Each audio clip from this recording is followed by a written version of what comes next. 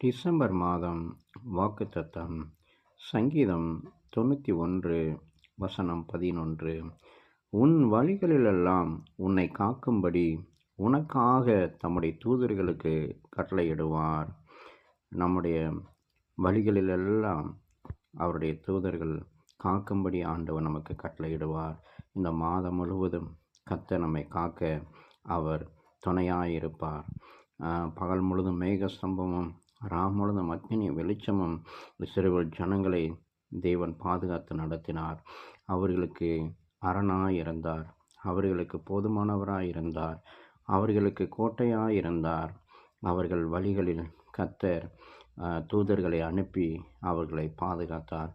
வேண்டிய ஆகாரத்தை கொடுத்தார், அவர்களுக்கு வேண்டிய பலனை கொடுத்தார், அவர்களுக்கு வேண்டிய திடனை கொடுத்தார், அவர்களுக்கு வேண்டிய ஆரோக்கியத்தை கொடுத்தார், அவர்களுக்கு வேண்டிய நன்மைகளை கொடுத்து அவர்களை போஷித்து நடத்தினார். அந்த உன்னதத்தின் தேவன் இந்த மாதத்திலும் கூட அவர் நம் வழிகளெல்லாம் நம்மோடு கூட இருந்து அவர் சமூகத்தை நமக்கு முன்பதாக அனுப்பி நம்மை சூழ்ந்து கொண்டு அவர் நடத்த நமக்கு போதுமானவராயிருக்கிறார். அவரே சர்வ வல்லமையுள்ள தேவன், சகலத்தையும் நமக்காக படைத்தவர், நமக்கு மீட்பை உண்டு பண்ணும்படி குமாரனாகி ஆண்டவராய் இயேசு கிறிஸ்துவை நமக்காக தந்தவர். நம்மை காக்கும்படி அவர் வல்லமையின் கிருபையும் நம்மை சூழ்ந்து கொள்ளும். பகல் முழுதும் மேகஸ்தம்பம் நம்மோடு கூட இருக்கும், முழுதும் அக்கினி வெளிச்சம் நமக்கு சுற்றிலும் பிரகாசமாக இருக்கும். அவர் எல்லாவற்றிற்கும் அவர் நமக்கு துணை செய்கிற தேவனாய் இருக்கிறார். வாக்குத்தத்தத்தை பிடித்து கொண்டு அவருடைய சமூகத்தை முன்பதாக வைத்து அவருடைய வசனத்தை பற்றி கொண்டு அவருடைய நாமத்தை பிடித்து கொண்டு அவருடைய வழிகளே நாம் சபையாய் நடப்போம்.